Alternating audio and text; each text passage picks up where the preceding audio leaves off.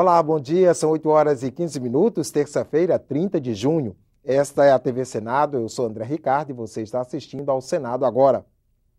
O Senado faz hoje, às 11 horas, sessão temática para discutir a participação da Petrobras na exploração do pré-sal. A repórter Mariana Abreu vai acompanhar essa reunião e traz ao vivo mais informações. Bom dia, Mariana. Bom dia, André. A discussão usa como ponto de partida o projeto do senador José Serra, que retira da Petrobras a obrigatoriedade de ela ser a operadora exclusiva dos campos de petróleo no pré-sal. A proposta também retira da estatal a participação mínima de 30% nos consórcios criados para a exploração e produção do pré-sal no modelo de partilha. O assunto é polêmico e divide os senadores. Os defensores da proposta acreditam que estão aliviando a Petrobras, que passa por um momento de crise, ao preservar a saúde financeira da estatal, melhorar as expectativas do mercado com relação à petrolífera e também dar mais rapidez à exploração da camada do pré-sal com empresas mais robustas financeiramente. Já os críticos do projeto acreditam que a proposta é desnecessária e acaba afetando a estatal. Outra preocupação é que esse seja apenas um primeiro passo para um motivo principal, que é rediscutir o atual modelo de partilha, substituindo pelo de concessões. A matéria, que estava prevista para tramitar nas comissões de Constituição e Justiça, Assuntos Econômicos e Infraestrutura, agora deve ser decidida diretamente em plenário. Isso porque o Senado aprovou no dia 16 de junho um regime de urgência para a tramitação da matéria.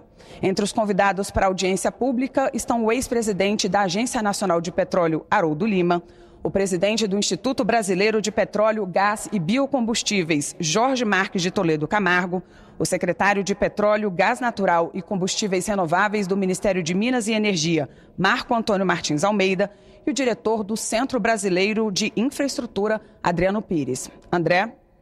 Obrigado, Mariana. Vamos conferir agora os destaques de algumas comissões do Senado que se reúnem nesta terça-feira. Às 9 horas, a Comissão de Direitos Humanos vai debater a precarização do trabalho do operador de telemarketing no Brasil. A Comissão de Educação discute a política nacional do livro e a regulação de preços no mercado editorial. Foi convidado para o debate o ministro da Cultura, Juca Ferreira. A situação da biotecnologia no Brasil, em especial do Centro de Biotecnologia da Amazônia, é o tema de audiência pública na Comissão de Ciência e Tecnologia. A Comissão de Meio Ambiente se reúne às 9h30 e tem 27 itens na pauta. Entre eles, o projeto de lei do Senado que concede isenção do imposto sobre produtos industrializados na fabricação de automóveis elétricos ou híbridos a etanol. As doações de empresas a candidatos reacenderam os debates sobre o financiamento das campanhas eleitorais. O assunto faz parte da reforma política que está sendo votada na Câmara e começa a ser discutida no Senado. A Casa formou uma comissão de 28 senadores para organizar as propostas de mudança no sistema político. O colegiado faz a segunda reunião hoje, às 2h30 da tarde. A comissão tem a primeira reunião de trabalho nesta terça. O Senado não vai esperar que a Câmara termine de votar as propostas dos deputados para a reforma política. Lá, a votação só deve ser retomada na semana que vem. Nós ouvimos o presidente do Tribunal Superior Eleitoral e cientistas políticos sobre as propostas aprovadas em primeiro turno na Câmara. Por enquanto, o texto fica assim. A idade mínima para ser deputado cai de 21 para 18 anos. E para 29 no caso de governador e senador. Os mandatos de todos os políticos ficam em 5 anos. Vereadores, deputados, prefeitos, governadores e presidente da República ganham 1 ano, enquanto os senadores perdem 3. Acaba a reeleição para o Poder Executivo. Entrou um governador agora. 4 anos depois, você já sabe que vai ter que ter outro. Ter que produzir uma outra liderança. E isso é mais caro do que ter a reeleição. A PEC também muda as regras para o financiamento de campanhas.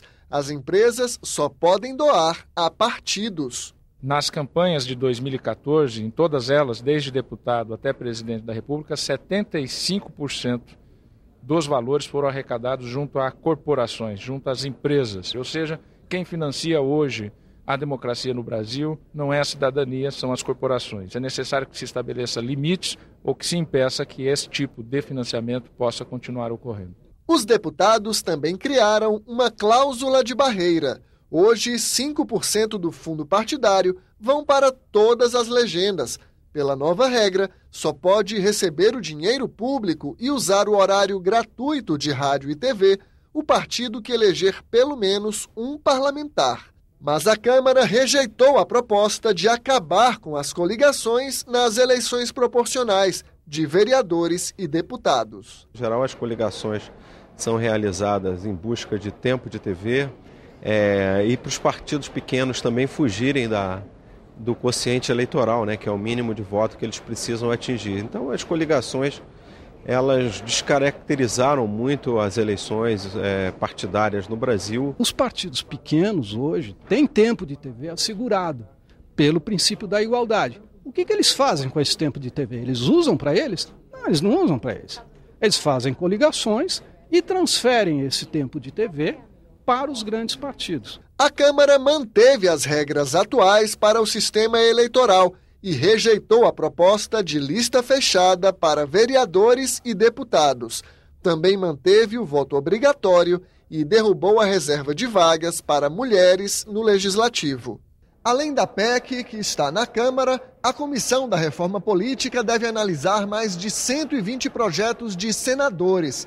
Eles tratam dos mesmos temas, além de outros, como revogação de mandatos, número de parlamentares, candidaturas avulsas. O presidente do colegiado, o senador Jorge Viana, diz que quer ouvir a opinião da sociedade antes de fechar um texto final. Estamos confiando, criando um ambiente para que se possa dar uma definitiva resposta à sociedade, porque nós é que temos a prerrogativa constitucional de dar essa resposta, atendendo a voz das ruas, fazendo a reforma política possível. E parte da sociedade sabe bem o que quer. A Coalizão pela Reforma Política Democrática é formada por 114 organizações, como a Ordem dos Advogados e a Conferência Nacional dos Bispos do Brasil. Do que já foi votado na Câmara, o grupo concorda apenas com as novas regras para projetos de iniciativa popular. Hoje, são exigidas assinaturas de 1% do eleitorado em pelo menos 5 estados.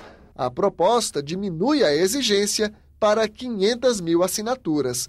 Para a coalizão, a democracia exige mais. Empresas sejam proibidas de financiar campanha. O parlamento precisa refletir o Brasil como um todo.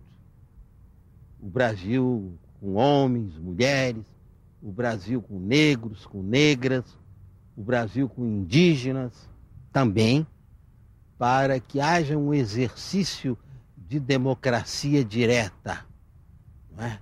Com audiência à sociedade. A Comissão de Assuntos Econômicos se reúne hoje às 10 horas com 13 itens na pauta. Entre eles está o projeto que prevê isenção de impostos para a aquisição de veículos de carga para motoristas autônomos e ainda o que libera o pagamento do imposto sobre a propriedade territorial rural nas áreas ocupadas por remanescentes das comunidades quilombolas. Outras 2 comissões têm reunião esta tarde. Confira. A Comissão Mista de Combate à Violência contra a Mulher se reúne às 1h30 da tarde para apreciar o plano de trabalho do colegiado e votar requerimentos.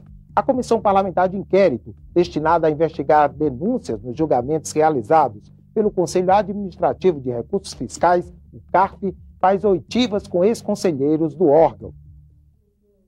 A Comissão Parlamentar Mista de Inquérito, que investiga irregularidades praticadas pelo banco HSBC na abertura de contas na Suíça, se reúne logo mais às 2h30 da tarde para analisar 51 requerimentos. A maioria pede a quebra ou a transferência de sigilos bancários de envolvidos na investigação.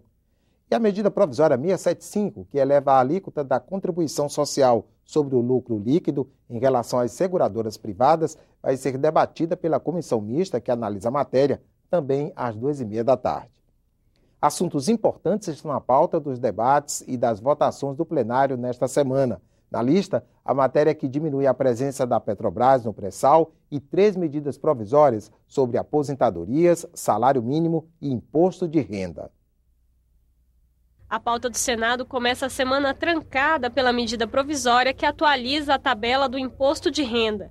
A correção varia entre 4,5% e 6,5%, de acordo com os rendimentos do contribuinte. Outras 2 MPs chegaram ao plenário. A que muda as regras do emplacamento de veículos agrícolas e a que prorroga a política de valorização do salário mínimo até 2019. Essa última foi aprovada na Câmara com uma emenda que estende o reajuste aos beneficiários da Previdência que recebem mais de um salário mínimo por mês. De acordo com o governo, se a alteração for mantida pelo Senado, o impacto seria de mais de 9 bilhões de reais ao ano. Não há conta no Brasil que suporte uma medida dessa. Não tem a mínima condição de ser aprovado aqui e mais, é capaz até que a base e a oposição se unam. Na terça-feira, os senadores devem se reunir numa sessão especial para discutir um outro projeto que está na pauta. É a proposta do senador José Serra, que desobriga a Petrobras de ser a operadora única do pré-sal e a investir 30% nos consórcios de exploração.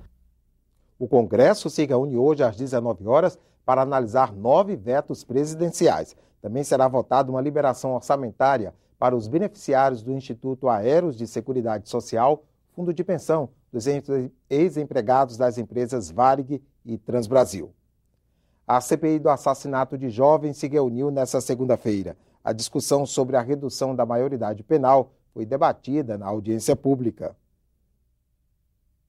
Um menino, um jovem, adolescente, aí na sua faixa dos 13, 14, 15 anos, 16 anos, transitando pelas grandes cidades brasileiras, hoje até pelas médias e algumas pequenas, sendo negro e pobre, é um ser socialmente invisível. Se ele dirige a palavra, essa palavra não ecoa, não tem resposta, não merece atenção.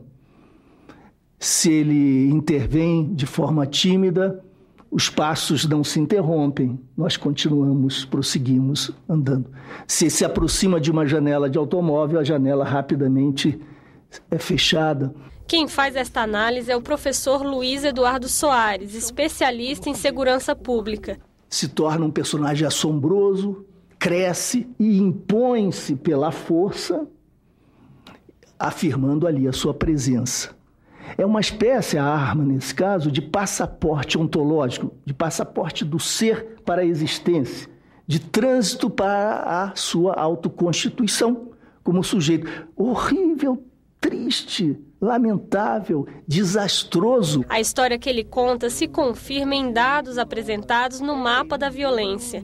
Em 2013, quase metade das mortes de jovens entre 16 e 17 anos foi por assassinato.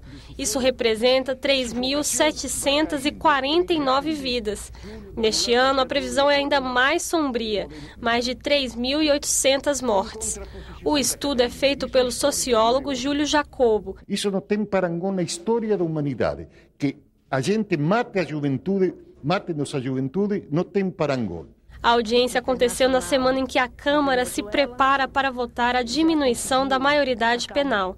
Para Júlio Jacobo, manter adolescentes de 16 anos na cadeia é uma afronta à Constituição. Cláusula pétrea do Estado, que o Estado é responsável pela segurança das crianças, jovens e adolescentes. É dever do Estado. Esse menino não construiu nossa sociedade corrupta do dia de hoje. Esse menino, nós legamos para esse menino essa sociedade, mas queremos que ele pague a conta do que nós criamos em nossa sociedade. Para o relator da CPI, a internação é mais eficiente que a cadeia. As pessoas que entram no presídio, que saem recuperadas, de 100%, 40% apenas saem recuperadas. É diferente com as medidas socioeducativas, onde você tem um grau de recuperação de até 80%.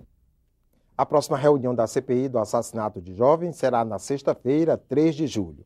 Os senadores vão a Boa Vista, capital de Roraima. No estado, a violência sobre a população jovem é maior na região de fronteira. Ficamos por aqui. Podemos voltar com mais informações a qualquer momento ou em outra edição do Senado Agora. Enquanto isso, fique com a nossa programação.